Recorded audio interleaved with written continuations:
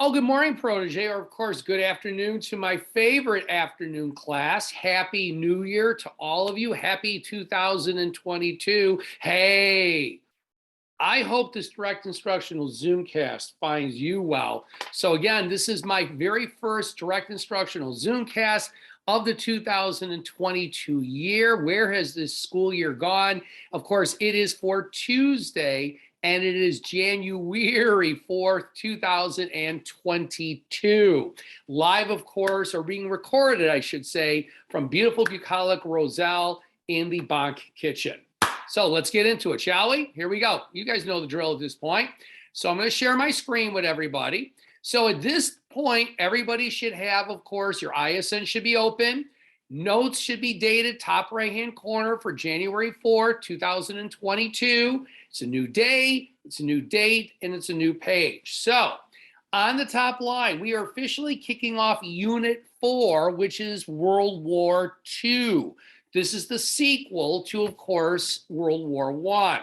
Now, in order to get to World War II, though, I'm going to go back to chapter 25 first, which is technically tying in with the end of World War I, because the end of World War I is going to directly lead to the start of World War II. So let's get into it. Here we go. So on the top line, I want everybody to write down for me the Paris Peace Conference and the treaty. It's pronounced Versailles. The S is silent, Versailles. So I'll give you a moment to write that down. Again, there will be opportunities for you to pause the Zoomcast. There will be times I am going to go a little faster, and that's okay, because I know that you, again, have the maturity and the sense of responsibility to pause the Zoomcast when you feel you need a little break to be able to get caught up. That's why I love these Zoomcasts so much. All right, let's do it. Here we go. So I want you to put your pens down for a moment. Here we go.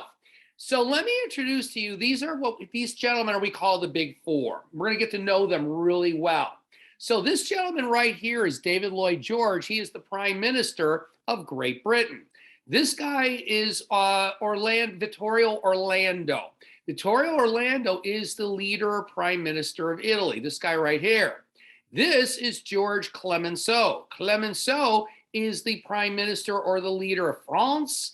And of course, this is Dr. Thomas Woodrow Wilson. We, of course, know him as Woodrow Wilson. And that, of course, is our nation's 28th president. So the Big Four were given the very, very strong responsibility, the big responsibility of hammering out a treaty that would officially end World War I. Now, remember, the war in terms of the fighting ended with Armistice Day at the 11th month of the 11th, or on the 11th month, the 11th day of the 11th hour, and that's November 11th, 1918. So even though both sides put their weapons down at 11 o'clock a.m. that day, you still need to hammer out a treaty. And that's what these guys are going to be responsible for. Now, in terms of what they're going to do, in terms of this treaty that ends World War I, you know, you kind of wonder a little bit, and I'm going to go forward a little for just a moment, that if they had a crystal ball, you guys know what a crystal ball is? So a crystal ball allegedly is used by fortune tellers, and fortune tellers claim they can look into the crystal ball and they can see into the future. And I wonder if the Big Four, if they had the opportunity of being able to look into a crystal ball and see that the decisions that they made in 1919 to hammer out a treaty that officially ends World War I, if they had known then what we know now, maybe they would have done things a little differently. Because if they had a crystal ball, perhaps they would have seen that their decisions will directly lead to the rise of this gentleman. His name is Adolf Hitler. I always call him Adolf Schicklgruber, and I will explain to you later on why I call him Schicklgruber. Adolf Hitler, of course, becomes the chancellor and eventually the Führer and dictator of Germany. At that point, we're going to reference it as Nazi Germany. And it's going to be Adolf Hitler who's going to build up the German military. And basically, he is responsible for starting the worst war in recorded history, and that's World War II. But again, in order to understand how Hitler rose to power, how he was able to gain support, how he was able to remilitarize Germany, and how he's basically single-handedly started World War II, you have to go back to the end of World War I. Otherwise, the story does not make any sense. All right, so here we go. So let's go backwards in time. We're going to go back to January, and the year is 1918. Now, in January of 1918, the United States had entered the war back in April of 1917. So the United States was still mobilizing and preparing for war. They were still at least 6 months away from fighting and participating. Remember, I taught you about the Battle of Blue Wood on June 6, 1918. That was the first big battle in which the American Marines took on, again, the Germans at Blue Wood, which is outside of Paris, France. So several months earlier, President Wilson is going to appear before Congress, and he's going to announce what's called his 14 points. Now, I'm not going to go over all 14. I'm going to cherry pick the ones that I think are the most significant. But basically, I always summarize it as his blueprint for world peace. So I would draw a line off to the side, and I would add a little side oral note with that. So in order to understand the 14 points, and if we would direct your attention to the overhead screen, let's once again reintroduce the gentleman responsible for it, and that's the last of our progressive presidents, and that is Dr. Thomas Woodrow Wilson. So a couple of goals. Goal number one. Now remember, World War I was still raging on, and it's still a couple of months away from Germany's peace offensive, late March, early April 1918. But already Wilson had a vision that it was not a matter of if, it was a matter of when the war ended. And his point was that once the war ended and an armistice was agreed to, and now they're hammering out a treaty, he felt very strongly that when a treaty was finally negotiated between the Allied powers and the Central powers, he felt very strongly that there should be no revenge extracted against the losing side. And in his mind, the losing side is going to be the Central powers. But rather, he said, let's do things differently. Because when you study history, and Woodrow Wilson was a former history professor at Princeton, wars beget wars, because what happens is the winner dictates the terms to the loser then is bent on revenge against the winner, and then the cycle of war repeats itself. So his point is, let's break that cycle. Let's work together, guided by the spirit of cooperation, and let's make certain that this is truly, World War I is the war to end all wars. Number two, his other goal, so number one, no revenge against the losing side. In his mind, it's going to be Germany, Austria, Hungary, Ottoman Empire, Bulgaria. And then number two, he felt very strongly that once the war ended, it was really imperative that the United States become a leader in the world. Very different, going back to the 19th century, going back to the 18th century, the end of it, when George Washington told us to stay out of foreign entanglements, foreign affairs. He's now, Woodrow Wilson, is saying, no, we need to get involved. And we need to make a point to spread democracy. Demokratia, I should say. That's Greek for democracy. The ancient Greeks, the Athenians came up with it. Again, putting the power in the hands of the people, letting them making decisions, not just one individual, a king or a queen or an emperor or a czar. And he believed that if you spread democracy throughout the world, number one, it would provide everybody a sense of freedom, something that we as Americans take for granted. Not everybody enjoyed the same freedoms that we do. And the bottom line is he believed that if you spread democracy throughout the world, that the world would then embrace truly the sense of peace and would truly eliminate all future wars. It's an incredibly lofty goal. By the way, again, I'll say it again, Woodrow Wilson was a former history teacher, history professor at Princeton University. All right, so if you would please write this down. So let's talk about some of the key points of the 14 points of Woodrow Wilson. I'm not going to do all 14. I never have, I never will. I really try to cherry pick the ones that I think are the most significant. So number one of the most important things he talked about in his 14 points when he spoke to Congress in January of 1918 was what we call freedom of the seas. Now, freedom of the seas, and I would draw a couple of lines. You want to definitely add some oral notes here. So number one, this goes back to George Washington. Well, George Washington talked about freedom of the seas. So you're going back to the late 1700s. So Woodrow Wilson, being the former history professor, again, telling the story. So what is freedom of the seas? You draw a line off to the side. Simple. It's the right of all countries, especially neutral countries, to be able to travel and trade in total safety without any fear that they're going to be attacked.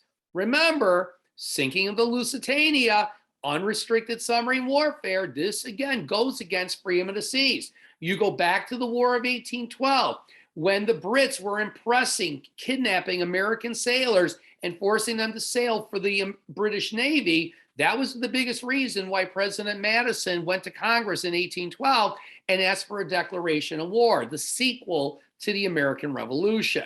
Number two, another of the key 14 points besides freedom of the seas, he called for a reduction in arms and weapons. Now, this particular key point of the 14 points, and again, you wanted to keep adding those oral notes. You guys are really getting good at it. Let's take it to that next level now. So the whole idea of reduction of arms and weapons, I would draw a line and make a little side note. This is the opposite of militarism. Militarism was one of your factors of World War I, when, again, the Brits and the French and the Russians and the Germans were all building up their militaries. And that was why they all felt the need, the compulsion to join another alliance, whether it was the Triple Alliance, which becomes the Central Powers, or the Triple Entente or Entente, which becomes the Allied Powers. So Wilson's point is, get rid of the weapons, you eliminate the potential for future wars. Number three, he talked also, economically speaking, about no trade barriers, no protective tariffs. You know, when you go and you tax goods that are coming into the country. His point is, when you have protective tariffs, when you tax goods coming in, when you go to export goods to other countries, they're going to turn around and do the same thing. And then one taxes the other, they go back and forth and back and forth. But if you eliminate this, you're eliminating the chance for future wars. You see a pattern developing here. And so what he's really embracing at this point is a term that I taught you before in both Unit 1 and Unit 2, and that's laissez-faire. Laissez-faire is French. In English means allowed to do. And so in this instance, he believes, he being President Wilson, that all countries should have the right to be able to trade without paying a tax to that specific country. In addition, another of the key 14 points, open diplomacy, no secret agreements.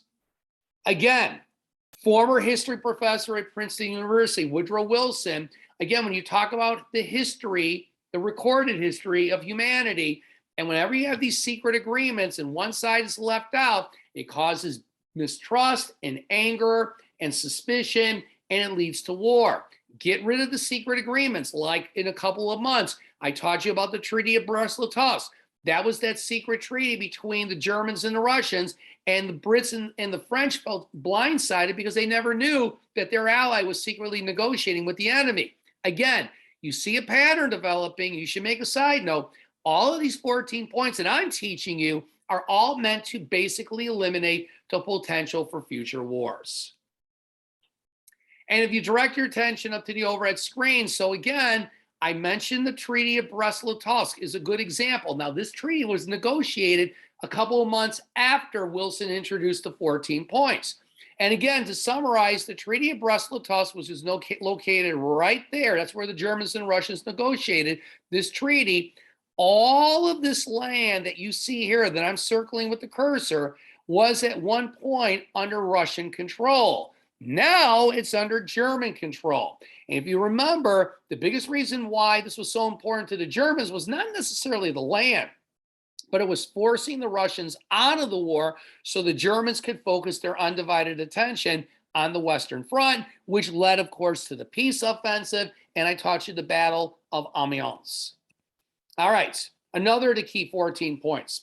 Wilson talked about the restoration of Belgian independence. This goes back to 1914 when the German army invaded Belgium in August, and they occupied the country for 4 years. Wilson's point was they were a neutral free country in 1914, and they will be a neutral free country when this war ends. In addition, Wilson also called for a free and independent Poland. Now, if you direct your attention to the overhead screen, I'm going to actually go back to a previous map because that was too blurry. This map I like better. So if you look on this map right here, and you see all this land right here, okay, this was, again, all part of what was going to become the German Empire. But right here is Poland, and right there is the capital of Warsaw. But Poland did not exist in 1918. Poland had been partitioned over the last several hundred years, 3 different times. That means divided up between Germany, Russia, and even Austria-Hungary. So the last time Poland had been divided up, the Germans received the part and the Russians received the part. So Wilson said that Poland, again, was a free and independent nation 500 years ago. Again, with all due respect to being German or being Russian, I'm of Polish ancestry. Being Polish is different. It's a different language, different customs, different traditions. All right, let's continue on. So in addition, and this is huge, I would put a big asterisk here. One of the most critical pieces of the 14 points was Wilson talked about the importance that all countries should have the right of what we call self-determination. And I would circle self-determination. It's huge. This might be one of the most important parts or elements of Wilson's 14 points. So when you talk about self-determination, draw a line up and say, you're going to add an oral note. Self, me, self. Determination, look at the root word, determine. So Wilson felt that every country should have the right of self-determination. You should have the right to be able to live with people that you share something in common with, language, customs, culture, traditions. Again, being Polish is different than being Russian or being German. Poles want to live with people that share something in common. The same with the Germans, the same with the Russians. And it's not like just letting people choose whom they want to live with. And I would draw another line off to the side. Self-determination was also about letting people choose their own government. And people are not going to choose a monarchy. Because they don't want to see power being invested in one person. They're going to choose democracy because democracy gives people the loudest voice and the most freedoms. And then finally, in addition, he talked about the creation of what's called a League of Nations. So I would say if I had to pick the 2 most important elements of the Wilson's 14 points, these would be the 2 that I would definitely put a big asterisk and big star by. And I would even go a step beyond. I would say if I had to pick one, and it's not a knock against self-determination. This is 1B, this is 1A. So basically, this whole idea of a League of Nations, and I would draw a line off to the side, would be an organization of all the countries in the world, big, small, Western Hemisphere, Eastern Hemisphere, Northern Hemisphere, Southern Hemisphere, it doesn't matter, Africa, Asia, Europe, North America, South America. And the point is every nation would have a representative in it. And this organization would be created for ostensibly to prevent all future wars. Kind of like a bodyguard of the world, if you will. Now, I'm going to come back to the League of Nations in just a moment. I want to finish up one more. So finally, one of the other 14 points, and this is the one that could potentially be an issue. And it's not that I'm being critical. I'm just saying I see this being a potential issue if you carry this out. Is Wilson talked about in his 14 points the importance that France would regain Alsace-Lorraine. So again, if you direct your attention up to my laptop screen, here's Alsace-Lorraine right here.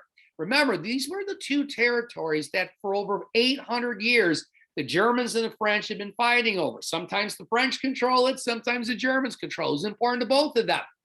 They have a German influence and a French influence. So Alsace-Lorraine, remember, the French lost it as a result of the Treaty of Frankfurt of 1871. That was the treaty that ended the Franco-Prussian War. And we all know that the French desperately wanted it back again. Remember, French Plan 17 was calling for a full-scale invasion to take it back from the Germans. And so Wilson is saying, give it back to the French. The problem with this is, and I would draw a line off to the side, now who's going to be upset by this? And the answer is the Germans. Because as much as Alsace-Lorraine means a lot to the French, it also equally means a lot to Germany as well. All right, so here's what I want you guys to do. I want you to now put your pens down, and I'm going to share a video clip with you. Kind of a fun video. This is, again, a play off of a TV show that used to be on CNN, again, many years ago. And the host of it was a guy by the name of Larry King.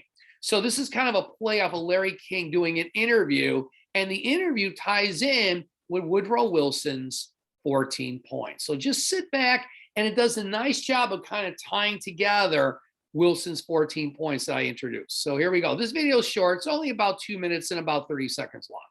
So, we are here tonight to discuss President Wilson's 14 points. No problem. Fire away. I know the topic very well. Whatever was he thinking when he proposed this idea? He wanted to create a lasting peace. As you know, war is a very painful thing, and he did not want the world to ever go through it again. So what was his plan to prevent war?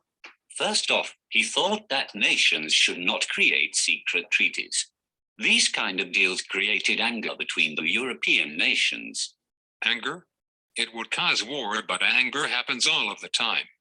That's why Wilson tried to get rid of things that caused anger. Getting rid of secret treaties was just the first step. What would be next? He also believed that if the world needed to support freedom of the seas and free trade, having this would really stop some of the problems that typically occur between different nations.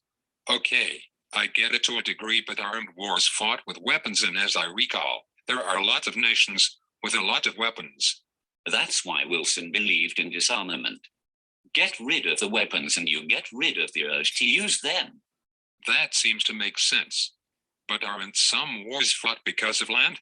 Absolutely. Wilson had an answer for this too. He thought that borders should be drawn according to a nation's nationality, not according to power or control.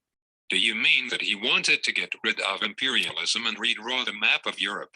It would make sense, don't you think? Wilson really had some good ideas. And I haven't even told you his best idea.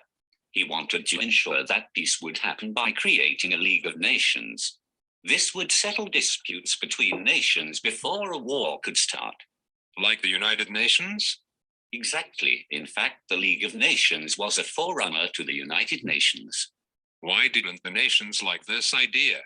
All you have to remember is that Wilson was from the US. They entered the war long after it had already been raging. Do you really think that he should have been the one to propose something like this? Do you like when someone you don't know proposes ideas for your show? I get your point. So again, I think that video did a nice job of tying together the 14 points, but my big takeaway is, again, you eliminate the anger and you eliminate that feeling and that desire for revenge, you're eliminating the potential for future wars. Okay, I need you guys to skip a full page. I want you to go to the right side of the next clean sheet of paper. Make certain that you date your notes again for today. It is January 4th, 2022. And up on the overhead screen, I want you to write down for me Paris Peace Conference. All right, let's get into it, shall we? So please write this down. So the year is 1919. The Great War ended months earlier in terms of the fighting on the 11th month of the 11th day of the 11th hour. And that, of course, is November 11th, 1918. But now we're in 1919. And so the Paris Peace Conference is where the treaty is going to be negotiated that will officially end World War I. And what we're now doing is we are setting the wheels into motion. The story is basically paving the way from World War I leading directly to World War II. Even though, again, from my perspective, I still believe it's really one war with really a 20-year gap between the two. All right, number one. So let's talk about one of the key players. I introduced him earlier. His name was David Lloyd George. And if you direct your attention to the overhead screen, take a good look at his photograph, you'll be seeing him on your next assessment. That's David Lloyd George. So David Lloyd George was the Prime Minister of Great Britain. So even though there you have your king, your monarchy, like King George V, but George V was really in Great Britain at that point more of a figurehead, a symbolic leader. The guy that really calls the shots is the prime minister who represents parliament. That's really where the political power is in Great Britain. Now, he had a reputation of being a fiery Welshman.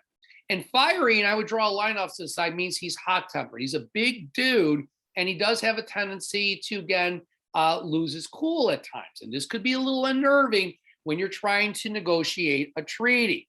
Now, when you talk about this idea of being the prime minister of Great Britain, so if you direct your attention up to the overhead screen, so this is a map of Great Britain. So Great Britain actually consists of several countries. You've got Scotland to the north. You got England, hello, to the south and the east. You got Wales right here. This is where, again, David Lloyd George was originally from, and then Northern Ireland, right there. But this is what we call Great Britain. Scotland, Northern Ireland, Wales to the west, and of course, England to the east. So let's get back to David Lloyd George. So what was his goal? So each member of the Big Four that was at the Paris Peace Conference to help negotiate the peace treaty that ends World War I, they all had goals in mind. And that's going to be part of the problem, was they all went into this treaty, they all went into negotiations for the treaty with very definitive ideas and what they hoped to achieve. So the number one goal of David Lloyd George, and yes, it was also to punish the Germans for what happened as a result of World War I. But the number one thing he was told by members of parliament was to protect the British Empire. That was his number one goal. So if you direct your attention to the overhead screen, this is a map of the world, and everything you see in red was at one time part of the British Empire. Yes, at one point, Canada, our neighbors to the north, was part of the British Empire. India was at one point part of the British Empire. Australia was once part of the British Empire. South Africa down here was once part of the British Empire. So again, right there is Great Britain. So these small islands control huge areas of land that were scattered throughout the entire world. Moving on, number two. The second of our big four that you're going to need to know for your next assessment, his name is George Clemenceau. The S is silent. And if you direct your attention up to my laptop screen, take a good look at that photograph. You'll be seeing him again, definitely on the next assessment. You have to absolutely dig the very cool walrus-style mustache that was very popular back in the day, over 102 years ago. So George Clemenceau was the Prime Minister of France. He was the counterpart to David Lloyd George in Great Britain. So a couple of things about him. So in the case of George Clemenceau, he's 78 years young. And I say that because George Clemenceau, and I would draw a line off the side, vividly remembered when the Prussian army, the Germans, crossed into France with the Franco-Prussian War and caught the French completely off guard. And he remembers what happened when the French lost Alsace-Lorraine. So that bitterness that a lot of French experienced as a result of the Franco-Prussian War is still very much on, again, George Clemenceau's mind. So he was given the nickname the Tiger of France. A tiger is a very powerful, stealth-like creature that will defend its territory. They're unlike lions who, again, hang out in prides or families. Tigers are isolated. They tend to be by themselves. And again, they do not like anybody else or any other tiger encroaching on their territory.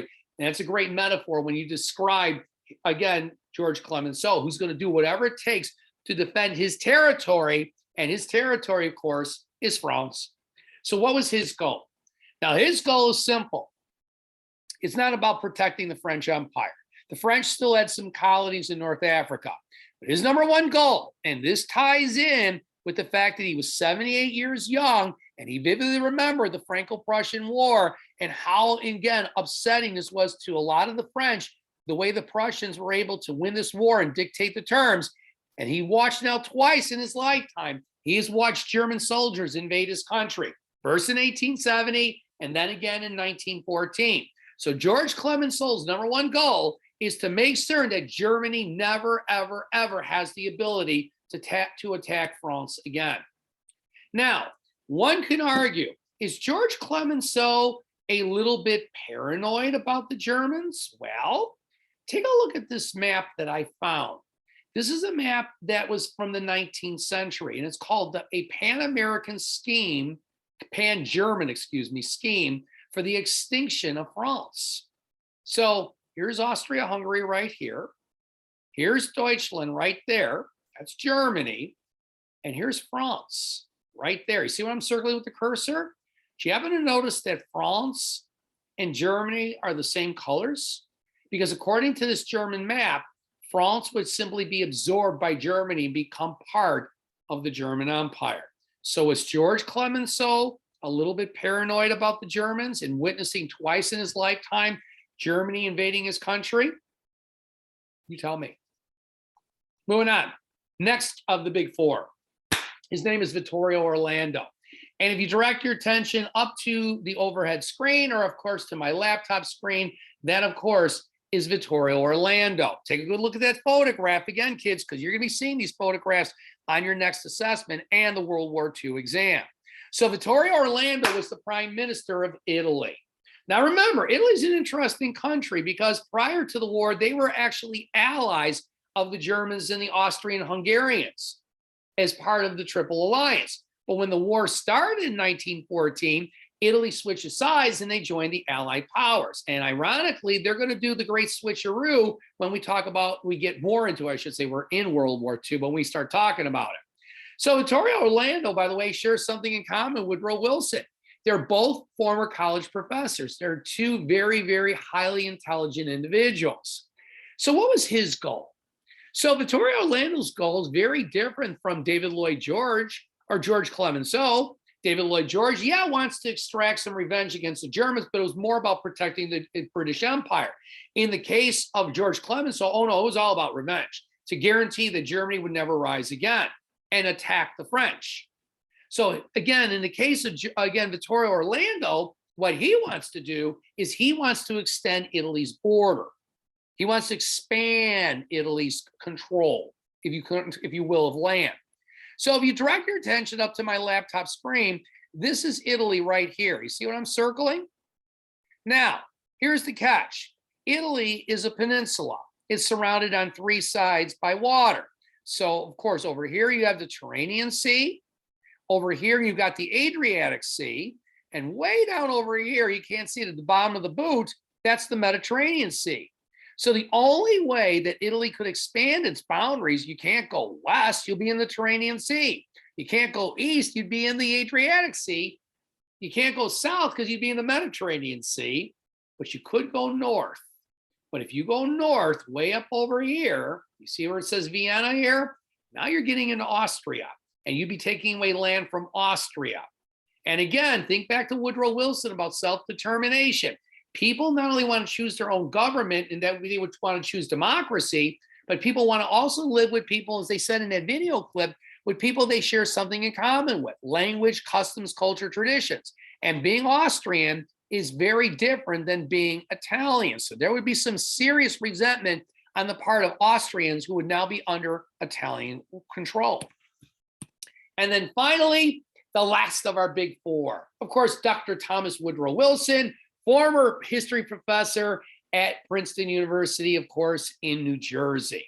So Woodrow Wilson, of course, is president of the United States, was elected in 1912, barely reelected in 1916 when he defeated Charles Evans Hughes.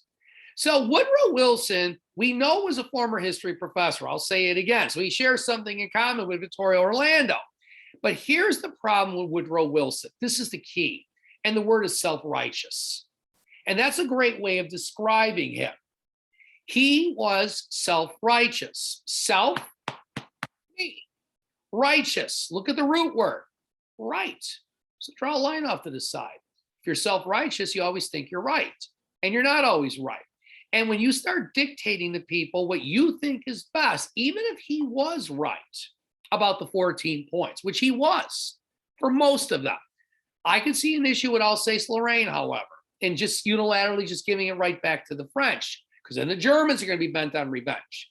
But that being said, the biggest thing was Woodrow Wilson could really get on people's nerves. He was a very bright individual, but again, he tended to dictate to people his vision, and sometimes he wasn't the best listener.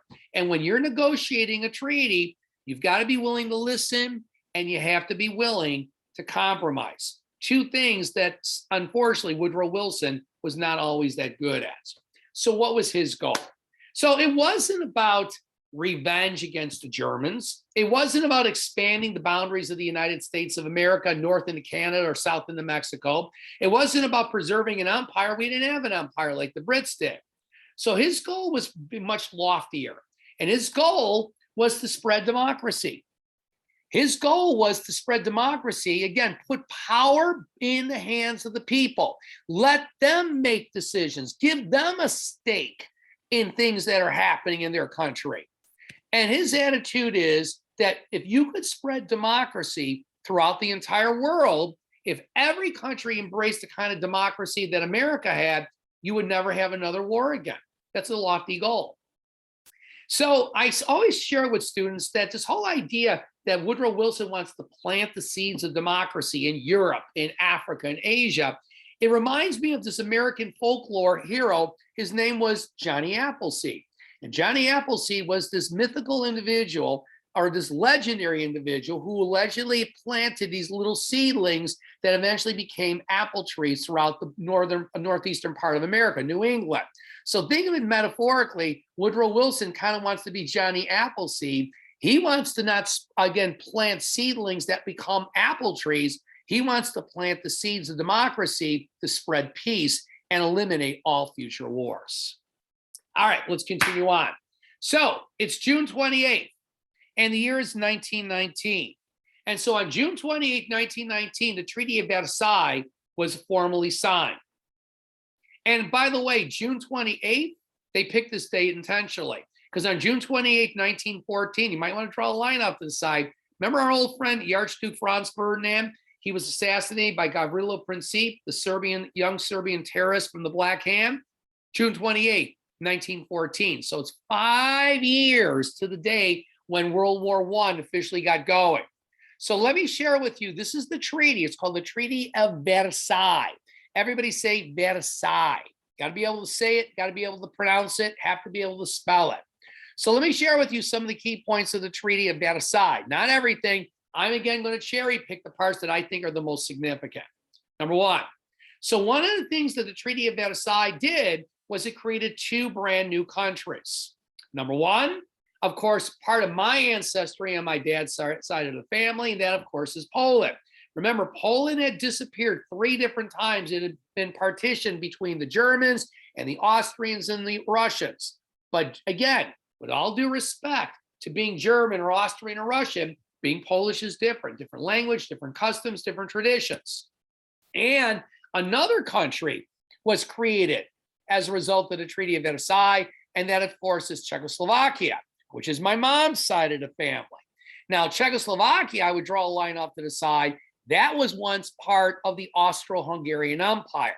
But again, being Czechoslovakian is different than being Hungarian, and it's absolutely very much different as compared to being Austrian. Now, what's the problem with creating these two countries? In order for this to happen, in order to create a Poland, in order to create a Czechoslovakia, you're going to have to take some land away from somebody. And the country that's going to have to give up land for the creation of these two countries is going to be Germany. So now that takes me to my next point. So now here's the story. So now you're going to have ethnic Germans, people that speak German, think German, again, embrace a German culture, traditions, food, etc., etc. They're now living in Poland, Czechoslovakia, under Polish and Czechoslovakian rule. Now you're saying, well, why would that be a problem? Well, and I would draw a line off to the side. Let's go back to Woodrow Wilson's 14 points, self-determination. You are now not allowing these ethnic Germans to determine that they want to live with other Germans. Now they're living with Poles. Now they're living with Czechoslovakians. It's not the same. And again, by doing this, you're going to cause some anger and some resentment as a result of this. So yeah, self-determination. So it's kind of ironic that this particular point of the Treaty of Versailles is contradicting one of the main parts of the 14 points of Woodrow Wilson. So if you direct your attention to the overhead screen, this is a great map. And this is a map of Germany. Again, look at the key. The key unlocks the mystery to the map. So this key, again, the title of this map is German Territorial Losses, Versailles Treaty 1919. So you see right here, this area right here, that's going to be given to Czechoslovakia. Again, Germany's going to lose that. And in addition, this area right up here that I'm circling with the cursor, all of this land was originally part of Germany. Now it's under Polish control. So if you're German and you speak German, you're going to have to learn to speak Polish then. And again, it's going to cause the same resentment that the Poles experienced when they were living under another rule of another country who didn't have the same language, traditions, customs, etc. So sadly, this is history repeating itself again. Number two. So second key part of the Treaty of Versailles. So France is going to officially, again, receive Alsace-Lorraine back from Germany. So once again, if you direct your attention up to my map here, here's a map of France, and right there is Alsace-Lorraine. Was part of Germany as a result of the Treaty of Frankfurt, going back to 1871. But again, now the French control it, which makes the French happy. But the problem is, and I would draw a line off to the side, now the Germans are unhappy because they have just as strong of a cultural tie to it as, of course, the French did. All right, so why was this decision made? If you would please write this down. Because the French had lost Alsace-Lorraine right here as a result of the Treaty of Frankfurt of 1871, which was the treaty that officially ended the Franco-Prussian War. So again, the problem is by unilaterally giving Alsace-Lorraine right here that I'm circling with the cursor, taking it away from Germany and giving it back to France, now the Germans are angry. And there's that cycle of anger and resentment and revenge. And anytime you bring these negative emotions into the fold, that's when wars break out. Let's continue on. Number three, another major part of the Treaty of Versailles. France is going to occupy an area that's called the Rhineland. And this is huge, not only in understanding the end of World War I, but also paving the way for World War II. I really want you guys to see how the decisions that are being made as a result of the Treaty of Versailles are directly setting the wheels into motion for Schicklgruber's rise to power in Germany. Again, the country's going to eventually embrace Nazism. And the next thing you know, several years later, he starts World War II, and the whole world is drawn into another huge global conflict. Let's go back to the Rhineland, though. So if you direct your attention up to the overhead screen, here is Germany right there. You see what I'm circling with the cursor? See this area right here? This is the Rhineland. So the Rhineland is Western Germany. So I would draw a line off to the side. So the French are going to occupy this area right here until 1935. And then in 1935, the French would leave. But this area is supposed to be, and I would draw a line off to the side, demilitarized, meaning the Germans were not allowed to mobilize here and start sending up troops. So from the French perspective, they occupy the Rhineland because in both the Franco-Prussian War and then in World War I, when they were mobilizing here, but remember, this was the decoy with the left wing with the Schlieffen Plan, and then the right wing just cut through Belgium into France. But the French just wanted to guarantee that the Germans would not be mobilizing again right on the border between France and Germany. So that's why they occupied it until 1935. But they insisted that Germany would never, ever be allowed to militarily mobilize here again. We'll see. Remember who we're going to be dealing with later on, and that, of course, is Adolf Hitler. So one more time, if you would write this down. So again, this area right here, the Rhineland, which is Western Germany, was once the French left by 1934, by 1935, after they officially left, this area right here is demilitarized, meaning the Germans were forbidden from mobilizing and organizing troops here because the French want to guarantee that they won't see the Germans crossing the border once again. Again, I'm going to repeat what I stated just a few moments ago. We'll see. Because remember who we're dealing with in the future. A very evil, wicked individual who loves history. And he's using history for the wrong reasons. Let's continue on. Number 4.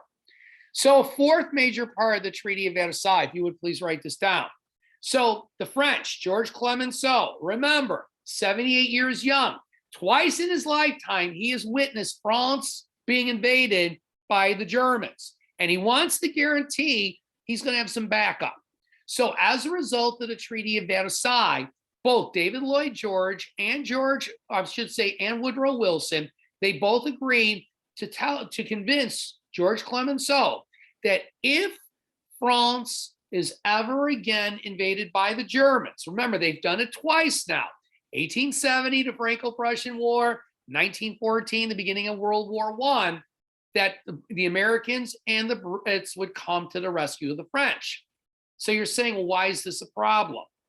And the answer is because, unfortunately, they don't have a crystal ball. Because when Adolf Hitler seizes control over Germany, first in 1933 when he's appointed chancellor, and then in 1934 when he becomes dictator of Führer, he's already setting the wheels in motion for Germany, again, invading France and taking back Alsace-Lorraine. So if that's the case, that means the Brits and the Americans are going to be once again drawn into another conflict. And trust me when I say this, kids, as big as World War I was, World War II is even bigger. All right, so finally, so this is where I'm going to wrap up my direct instructional Zoomcast. This is huge, and it's called the War Guilt Clause. So I want you to put a big asterisk by this. No, put a big star by it, because every year I say this to my students since 1990. If there's one thing you should remember from what I've taught you this year in 8th grade, it's the War Guilt Clause. It might be the single most important thing you will learn this year. It's the War Guilt Clause that directly connects World War I with World War II and directly sets the wheels in motion for the rise of a failed artist from Braunau, Austria, by the name of Adolf Schicklgruber. We, of course, know him as Adolf Hitler. Now, how does the War Guilt Clause succeed in doing that? You tell me. So I'm going to stop my direct instructional Zoomcast at this point. So at this time, I want everybody to take out your correctable tape, clean up anything you crossed out or traced over in your ISN. This is a portfolio of your absolute best effort. It should reflect that. Then I want you to take out your multiple colored highlighters, more than one, 2 or 3 is even better. Tip of the tip. Focus again on those words you can visualize in your mind, the persons, the places, and the things. Please again remember, when you're done with your highlighting, it is not coloring, it is a strategy, it's a studying strategy that's again allowing you to develop greater understanding and mastery of the information. Tell the story. Remember, 10 to 15 minutes every day. You got to review your ISN. You practice for soccer, you practice for swimming. Why aren't you practicing for school? It's no different. And if you have an opportunity, please hand your ISN to your mom or dad. You channel your inner Mr. Bonk, and you teach them about what we learned in terms of the origins of World War II, going back to the Big Four, talking about Woodrow Wilson's 14 points, things like freedom of the seas, things like, again, self-determination and the League of Nations. Talk about the Big Four, what their goals were. Talk about the Treaty of Versailles and what were some of the parts of the treaty and why potentially giving Alsace-Lorraine back to France at the end of World War I, or now that World War I has ended, and the creation of my ancestral homelands of Poland and Czechoslovakia, how that could be causing anger and resentment amongst the German people, which are exactly the emotions that Adolf Hitler is going to prey upon and use those negative emotions to rise to power and eventually start World War II. So, ladies and gentlemen, again, I hope you enjoyed my very first Zoomcast for this new year, 2022. May this be, again, for the next several months, maybe a time of tremendous enrichment and personal growth. And let's hope continuing that going forward, that hopefully at some point we'll be able to get out of this pandemic and things will go back to the way things were. So maybe these Zoomcasts are providing everybody a little sense of normalcy, because I know how much I enjoy making them. So again, as I always like to say, kids, you know what? The story may have ended today, but you know the saga is going to continue tomorrow. And the rest, as we say, everyone, is history. Peace out, everybody. Thank you so much. And as always, please be well.